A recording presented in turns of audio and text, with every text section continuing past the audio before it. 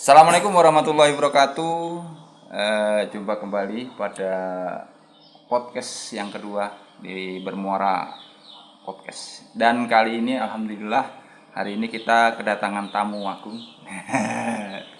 Salah satu calon kepala desa Sidomukti di eh, pemilihan kepala desa tahun 2002 ini, yaitu Bapak Witomo. Atau saya panggil apa ini? Fokusnya Mas atau Pak? Mas aja lah. Oh, Mas aja ya, biar santai ya. Oke deh. Oke, Mas Wit.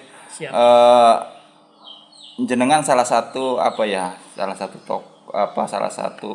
calon yang dari bisa dikatakan paling muda usianya, generasi muda. Itu merupakan satu hal yang menarik. Kenapa? Menurut saya politik itu banyak dimainkan atau terlibat adalah tokoh-tokoh tua ya. Dan pada pilkades kali ini saya lihat calon-calon yang ada ini merupakan sudah generasi kedua. Karena kalau kita lihat, kalau di awal-awal pilkades kita itu kan di mungkin 30 tahun yang lalu generasinya sudah pada sepulah, hampir sebagian sudah nggak ada. Dan ini calon-calon 5 orang ini merupakan tokoh-tokoh muda yang ada di Sidomukti.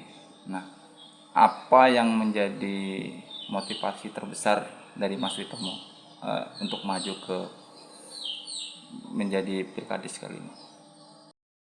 Sebelumnya saya ucapkan Assalamualaikum warahmatullahi wabarakatuh. Waalaikumsalam warahmatullahi wabarakatuh. Mungkin dikatakan paling muda di antara calon, mungkin ya begitu. Tapi lebih daripada itu, keberangkatan saya untuk ikut berkontestasi ya, mengikuti pencalonan kepala desa tahun 2022-2028 ini, sebenarnya berawal dari satu pemikiran yang mana kita juga pengen ikut berpartisipasi dalam membangun desa kita. Walaupun sebenarnya pembangunan selama ini sudah bagus, tetapi dari hati saya mempunyai motivasi untuk ikut secara langsung berperan aktif dalam pembangunan desa Sidomukti. Itu yang menjadi motivasi saya. Di visi misi jenengan itu tertulis tentang apa ya, harmonis dan bahagia. Mungkin bisa dijelaskan apa maksud dari harmonis dan bahagia menurut versinya? Mungkin kata-kata harmonis itu sebenarnya mungkin dikata terlalu berlebihan atau bagaimana, tetapi menurut saya itu adalah satu kata yang perlu saya perjuangkan, yang perlu saya wujudkan, walaupun itu tidak mudah. Karena harmonis itu merupakan suatu kata lain daripada kerukunan, yang mana kata harmonis itu harus menyelesaikan beberapa pandangan yang berbeda, pemikiran-pemikiran yang berbeda, untuk menjadi satu pemikiran yang mengarah kepada kebersamaan. Oke. Selain itu mungkin Mas Wid juga punya apa ya, unggulan kemudian ketika nanti menjabat, itu apa saja kira-kira yang bisa mengangkat Sidomukti ini jauh lebih baik lagi? Ya. Sesuai dengan keprihatinan masyarakat Sidomukti, Mas. Selama ini masyarakat ini memerlukan atau membutuhkan terpenuhinya kebutuhan dasar. Contohnya, Mas? Kebutuhan dasar dari kehidupan di masyarakat. Contohnya infrastruktur yang memadai. Artinya dalam misi saya ingin mewujudkan terutama infrastruktur, baik jalan desa, infrastruktur kesehatan, pendidikan, dan kepemudaan. Yang menjadi prioritas nomor 1 di program saya itu infrastruktur jalan desa, yang saat ini kondisinya cukup memprihatinkan. Jadi itu program unggulan dari saya, yang saya siap untuk memperjuangkan dalam waktu 1 periode, yaitu 6 tahun. ada bentuk konkretnya, maksudnya berapa sekian banyak yang bisa jenengan aplikasikan nanti infrastruktur jalan terutama itu. Kaitannya dengan infrastruktur yang telah saya data, kurang lebih di Sidomukti ini masih kurang lebih 9 kilo jalan yang belum memadai. Artinya dari 12 kilo jalan desa yang ada masih sekitar 9 kilo yang perlu peningkatan, bahkan perlu pembangunan secara total. Artinya perlu kita melakukan kegiatan semacam semenisasi atau pengerasan jalan desa. Yang sering ditanyakan orang adalah apakah untuk pembangunan infrastruktur sendiri mampu di backup oleh anggaran dana desa sendiri yang relatif terbatas gitu. Nah, ini sebenarnya yang menjadi niat saya, yang menjadi motivasi saya untuk turut membangun. Karena selama ini saya juga berpikir bahwasanya dengan anggaran dana desa ADD itu kita tidak akan bisa menyelesaikan persoalan ini. Karena penggunaan anggaran tersebut sudah ada regulasinya. Jadi kalau semuanya akan kita plotkan untuk membangun jalan atau infrastruktur itu tidak mungkin. Jadi kita harus mempunyai terobosan. Artinya pemerintahan desa itu harus mempunyai link atau mempunyai channel untuk meraih atau melaksanakan pembangunan infrastruktur ini. Berarti untuk mencari akses-akses pembiayaan di tingkat kabupaten ataupun tingkat-tingkat yang lebih atas itu penting, Mas ya. Sangat penting sekali. Dan sejauh ini jenengan sudah ada membangun membangun jaringan seperti itu. Siap. Selama ini saya benar berprofesi di pertanian. Akan tetapi saya sudah membangun jaringan selama ini karena saya juga duduk di BPD. Jadi saya mempunyai terobosan ke depan ini baik dari eksekutif maupun legislatif. Dari eksekutif kita akan mengupayakan melobi mencari anggaran APBD yang bersifat dominan. Kemudian selain itu dari segi legislatif kita sudah menggandeng beberapa partai besar yang siap membangun desa Sidomukti, dan itu sudah berkomunikasi dan komitmen untuk membangun bersama kami untuk mewujudkan terbangunnya infrastruktur jalan desa. Mantap. Kita ketahui bersama bahwasanya IKN ya perpindahan ibu kota itu kan menjadi sebuah isu nasional yang menarik, dan kita ini memiliki potensi yang sangat besar terkait masalah pertanian. Bagaimana Mas Wid memandang potensi itu ke depannya dan bisa kemudian akan mengangkat harkat kehidupan di Sidomukti ini. Menangkap ini kan peluang ada IKN, kemudian kita sebagai salah satu menjadi sebuah daerah ketahanan pangan di Kutai Kartanegara. Gimana ke depannya strategi Mas Wid? Kebetulan saya selama ini bergelut di bidang pertanian. Saya sebagai ketua Gapoktan di desa Sidomukti ini. Jadi saya sedikit banyak paham tentang perkembangan pertanian yang ada di desa Sidomukti. Yang mana desa Sidomukti ini mempunyai luas lahan yang cukup luas, yaitu sekitar 650 hektar lahan produksi. Mohon maaf, itu kalau dibanding dengan desa lain Sidomukti paling luas. Paling luas. Dari 1.500 hektar satu kawasan, yaitu kawasan sebelum Warakaman, Sidomukti merupakan desa mempunyai hamparan paling luas. Dan itu sangat berpotensi untuk menjadi penyangga IKN yang akan datang. Jadi saya yakin Sidomukti ini dengan memberikan sentuhan-sentuhan yang cukup untuk mengembangkan pertanian, saya yakin Sidomukti ini akan mempunyai prestasi yang luar biasa sebagai penyangga pangan IKN dari Kutai Kartanegara. Bagaimana bentuk yang jenengan proyeksikan di masa depan ini pertanian Sidomukti ini bayangannya gimana ini?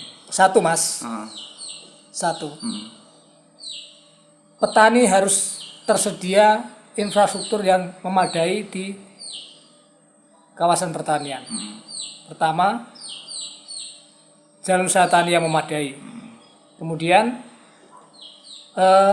sistem pengairan yang memadai.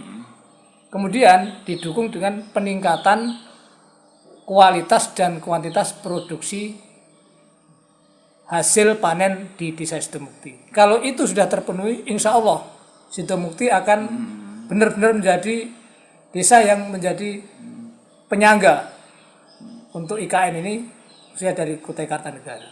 support dari kabupaten sendiri sejauh ini gimana Mas terkait tentang pertanian di Sidomukti? Ya, selama ini melalui Kapoktan saya berbagai usulan dan proposal saya lakukan terobosan-terobosan untuk mengantisipasi kekurangan daripada pertanian yang ada di Sidomukti.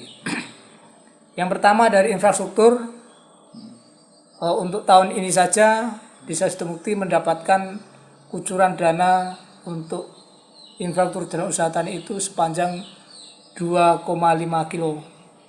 Lumayan panjang ya. Kemudian jaringan irigasi seminisasi itu 1 kilo. Kemudian didukung lagi dari bantuan-bantuan berupa saprodi. Untuk tahun ini kita mendapatkan pupuk organik dari pemerintah Provinsi Kalimantan Timur yaitu 30 ton. Jadi itu menjadikan sebuah kekuatan tersendiri ya di Sidomukti yaitu pertanian. Kita kembali ke visi misi kita. Salah satunya adalah pemberdayaan. Yang saya menarik ini karena sampai kan pemuda ya, pemberdayaan tentang pemuda dan ekonomi kreatif. Iya. Kita ngobrolin ekonomi kreatif lah. Apa menurut visi jenengan tentang ekonomi kreatif dan kepemudaan itu sendiri? Jadi sudah saya sampaikan untuk pembangunan ekonomi kita berbasis pertanian dan ekonomi kreatif. Nah, kaitannya dengan ekonomi kreatif ini merupakan sumber perekonomian yang tak terbatas, Mas. Ya, betul. Ketika manusia itu masih mempunyai pikiran, mempunyai kreativitas, maka sumber ekonomi itu akan selalu datang. Dan ini yang perlu kita bangun, kita kembangkan di masyarakat Sidomukti. Terutama untuk pemuda ya. Dan saya fokus untuk pemberdayaan pemuda. Contoh bentuk yang konkretnya seperti apa Mas yang bisa digambarkan ekonomi kreatif yang ingin dibangun itu sendiri? Mungkin ekonomi kreatif ini berbasis kepemudaan. Kita mempunyai petani-petani milenial, contohnya di bidang pertanian. Petani milenial ya. Ini bagaimana caranya pertanian milenial ini bisa berkembang sesuai dengan pemikiran-pemikiran para pemuda. Ini di bidang pertanian. Kemudian di bidang yang lain, contoh di bidang digitalisasi, kita bisa memberdayakan pemuda-pemuda kita melewati program digitalisasi yang itu bisa kita kembangkan dengan kebijakan pemerintah desa nanti sesuai dengan apa yang cocok usaha di bidang digitalisasi nanti pemerintah desa untuk memberikan kebijakan ke arah itu. Ya mungkin salah satu contoh yang ada di Indonesia ini seperti di Pulau Jawa itu saya pernah membaca di salah satu artikel yaitu adanya kampung YouTuber. Nah, ini contoh saja ya kampung YouTuber di mana masyarakat di situ terutama anak-anak muda diajarkan bagaimana membuat konten digital kemudian diupload ke media sosial YouTube, kemudian masyarakat di situ bisa lebih mendapatkan penghasilan lebih dari konten-konten kreatif yang dalam bentuk digital itu. Mungkin seperti itu contohnya Mas ya. Ya, Itu salah satu contoh yang ada di kepala saya juga arahnya ke sana. Jadi untuk bagaimana caranya pemuda kita itu mengenal digital ini bukan hanya sebagai untuk hiburan, akan tetapi bagaimana caranya bisa untuk mendatangkan penghasilan. Itu yang kita cita-citakan. Dari semua kegiatan digital ini bisa mendatangkan rupiah lah. Iya, betul seperti itu. Salah satu juga program sampean yaitu adalah pemberdayaan ekonomi usaha kecil. Ini saya baca. Ini cukup menarik karena 90% sebenarnya perekonomian Indonesia ini kan ditunjang oleh UKM ya. Iya. Itu data yang ada lah, yang pasti lah. Dan di Sidomukti sendiri walaupun berbasis pertanian, saya pikir UKM-UKM yang ada itu kan ada juga bertumbuh, cuman memang masih tidak begitu besar. Oke. Ada enggak strategi dari jenengan terkait tentang pemberdayaan UKM itu sendiri? Pemberdayaan UKM juga merupakan sasaran kita untuk pemerintahan ke depan. Saya ingin mewujudkan UKM yang maju.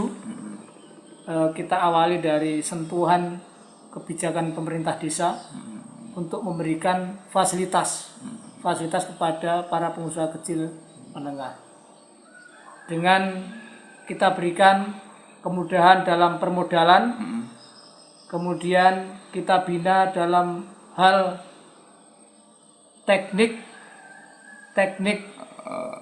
pengerjaannya, insya Allah Pelatihan lah ya istilahnya. jenis pelatihan itu nanti saya berharap UKM yang ada di Sidomukti ini bisa berkembang, bisa maju, bisa menembus pasar yang lebih yang luas berbasis lah. online.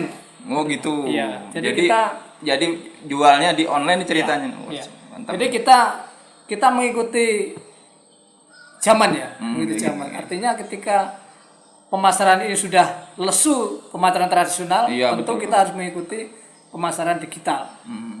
Makanya kita sinergi dengan program digitalisasi tadi. Digitalisasi tadi. Jadi programnya ini pelatihan, kemudian produksi dan pemasaran link and match lah ya. Nyambung lah, enggak Iya, cuman iya, gitu. mengadakan pelatihan kemudian enggak tahu habis pelatihan buh gitu ya. Yang jelas kita memberikan kebijakan untuk pelatihan, tapi bagaimana caranya pelatihan ini tidak sia-sia. Betul? Artinya pelatihan ini kita kawal dengan permodalan. Jadi pelatihan yang kita buat nanti ada prakteknya dan ada hasilnya. Gitu. Dan ini harus berkesinambungan Jadi sesuai dengan kreativitas pemikiran kita. Jadi kesannya nggak sekedar menyelesaikan program pelatihan aja habis Jadi selesai udah. jangan sampai ada bahasa hanya menghabiskan anggaran. Nah, itu yang Iya, itu iya. yang sangat saya tolak. Menghabiskan anggaran anu ya, gitu. pelatihan gitu ya. Oke. Jadi harus ada pelatihan, ada prakteknya, ada hasilnya. Ada hasilnya. Oke. Dan itu berkelanjutan. Bisa di enggak dikonkretkan lagi bentuk kegiatannya gimana, model apa ya, model contoh proyeknya lah, bisa supaya lebih masyarakat lebih tahu, oh bentuknya salah satunya seperti ini. Mungkin begini Mas, saya mengambil contoh salah satu kegiatan yang saya angkat.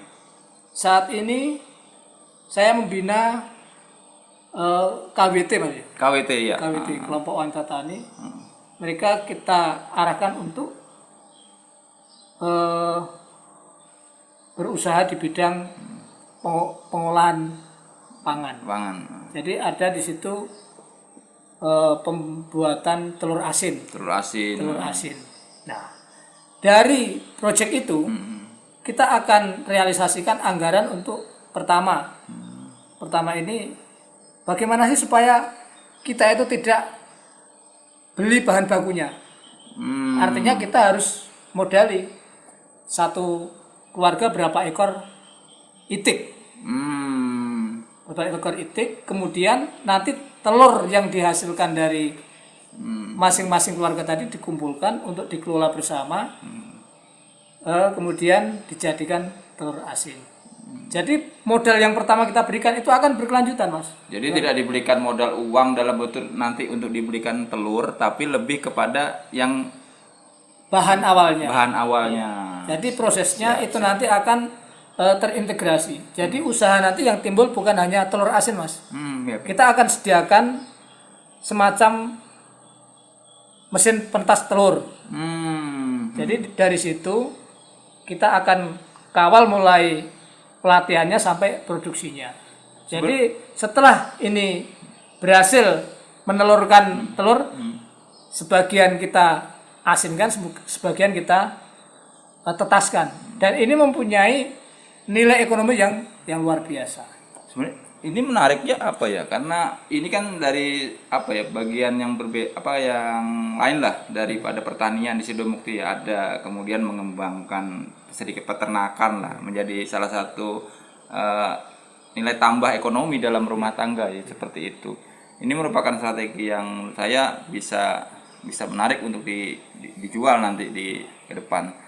Lantas masalah pasar, Mas, sejauh mana dengan lihat pasar untuk produk-produk yang kita ciptakan ini, apakah masih terbatas atau menurut saya ada masih luas untuk dikembangkan? Selama ini kita masih merintis, Mas ya.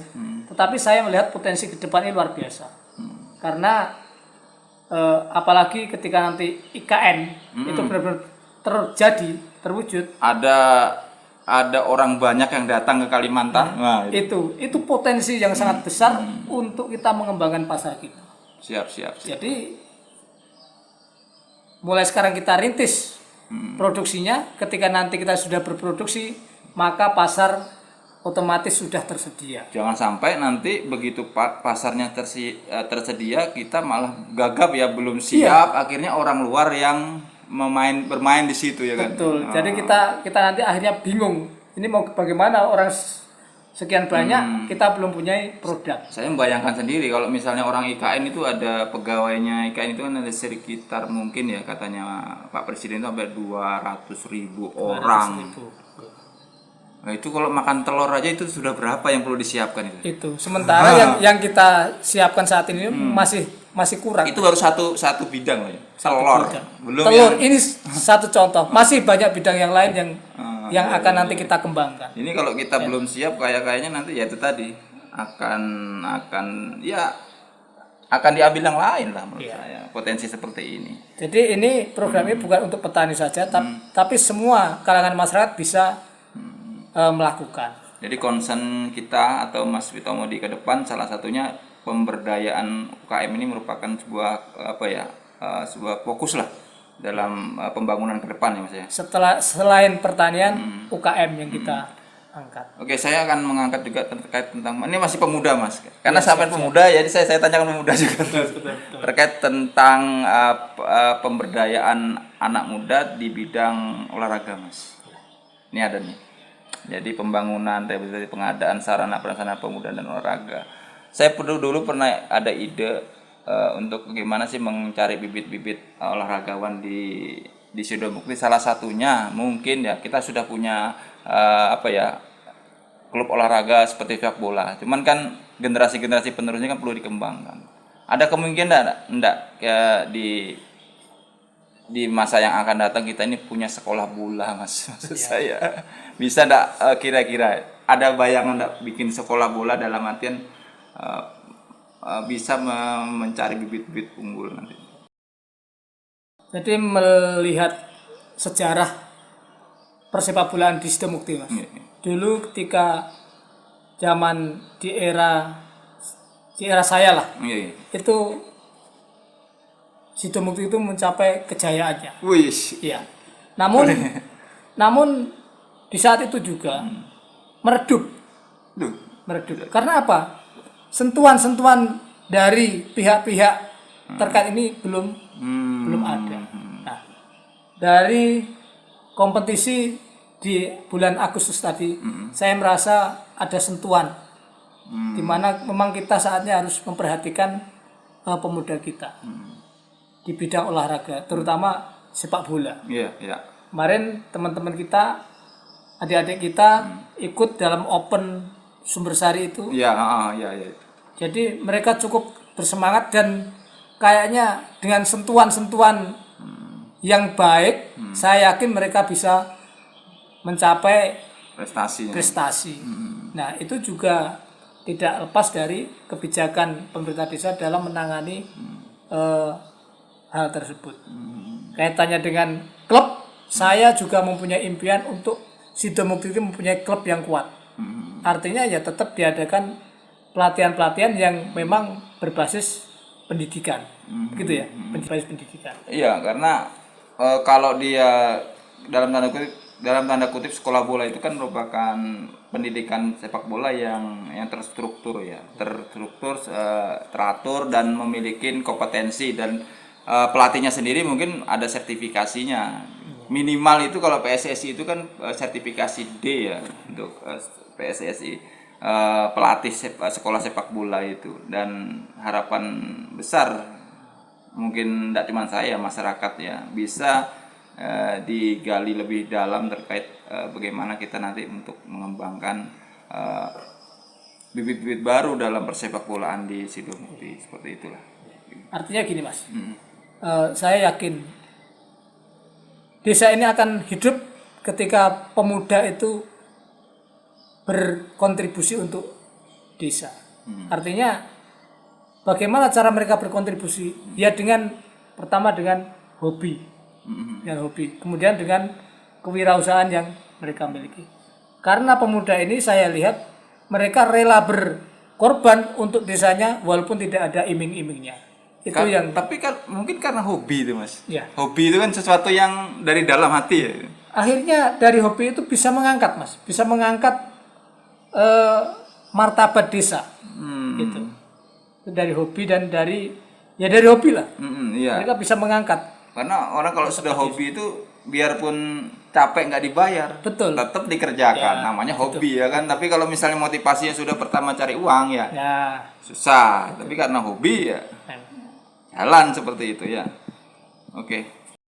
Kalau menurut jenengan kekuatan terbesar apa yang ada di Sidomukti ini yang bisa menjadi daya saing dibanding desa-desa lain? Karena selain pertanian loh ya, maksudnya ini menjadi brandingnya itu Mas, branding desa. Jadi mohon maaf saya contohkan seperti ini. Ada orang mengatakan kayak contoh nih, saya seringkali ada desa yang membranding desanya desa pariwisata. Ada yang membranding desanya menjadi desa ekonomi kreatif. Ada orang yang membranding desanya menjadi desa UKM dan lain sebagainya. Kalau menurut jenengan Sidomukti ini mau di branding menjadi desa apa? Mungkin kembali lagi Mas ya. Jadi kalau pertanian itu menjadi yang terbesar. Kekuatan terbesar. Tapi tidak kalah besar lagi tentang kemajuan pemuda. Jadi saya ingin tonjolkan pembangunan di Sidomukti ini kita warnai dengan sentuhan-sentuhan dan gerakan-gerakan pemuda. Yaitu kita akan menggerakkan milenial untuk ikut membangun Sidomukti ini. Jadi basis kita milenial untuk membangun Sidomukti. Ya mungkin salah satunya itu menjadi menarik ketika sektor yang digelutin itu pertanian. Apakah selama ini anak muda mau terjun ke pertanian kalau itu beberapa tahun yang lalu saya sudah membentuk yang namanya petani milenial. Petani milenial ini dalam keinginan kita untuk bisa mendominasi pembangunan pertanian yang ada di Sidomukti. Jadi bukan hanya mencangkul, bukan hanya ngarit, tetapi pemuda ini nanti lebih mengambil peran di bidang teknologi pertanian. Gitu. Jadi nanti saya mempunyai wacana kita ciptakan destinasi agrowisata. bentuknya kayak mana itu Mas? Jadi pariwisata, wisata yang berbasis pertanian. Oh. Dan itu akan kita libatkan kaum milenial. Jadi sudah dalam pemikiran kita sudah kita petakan mana-mana yang akan menjadi tempat-tempatnya. Kemudian anggarannya juga sudah kita persiapkan kemana nanti larinya. Tinggal menunggu waktu kapan realisasinya. Menarik sekali. Ada agro pertanian tadi ya. Wisata agro pertanian. pariwisata yang berbasis pertanian. Jadi istilahnya basis utamanya pertanian, kemudian dikembangkan Jadi sebagai objek wisata. Wisata. Iya, iya, iya, iya. Dan itu yang dikelola oleh Kaum milenial. kaum milenial. Petani milenial. Mantap. Iya, iya, iya. Iya. Oke, Mas Wid, mungkin closing supaya lebih mantap diskusi kita pada hari ini. Saya minta closingnya, pesan-pesan Mas Wid untuk terkait tentang pemilihan kepala desa dan juga bagaimana masyarakat menghadapinya dan harapan-harapan Mas Witomo untuk kita semua di Sidomukti ini dalam menghadapi Pilkades kali ini. Kepada seluruh masyarakat Desa Sidomukti, marilah kita jadikan ajang demokrasi ini menjadi demokrasi yang sehat, demokrasi yang baik, yang bermartabat. Jangan kita kotori demokrasi ini dengan permainan yang tidak terpuji. Mari kita hindari money politik, mari kita hindari jual beli suara. Nanti mari kita ciptakan demokrasi yang bersih. Harapannya kelak desa kita menjadi desa yang berkah karena di awal sudah kita mulai dengan hal yang baik, nanti berjalan dan sampai akhirnya pun akan berjalan baik pula. Jangan lupa tanggal 14 September datang ke TPS coblos nomor 2 Witomo. Terima kasih. Wassalamualaikum warahmatullahi wabarakatuh. Waalaikumsalam warahmatullahi wabarakatuh. Terima kasih Mas Witomo sudah mau hadir di podcast saya. Mudah-mudahan hajat jenengan dan juga harapan masyarakat semua bisa tercapai dan itu merupakan kebahagiaan kita bersama sesuai dengan visi misi jenengan harmonis dan bahagia. Terima kasih Mas. Oke.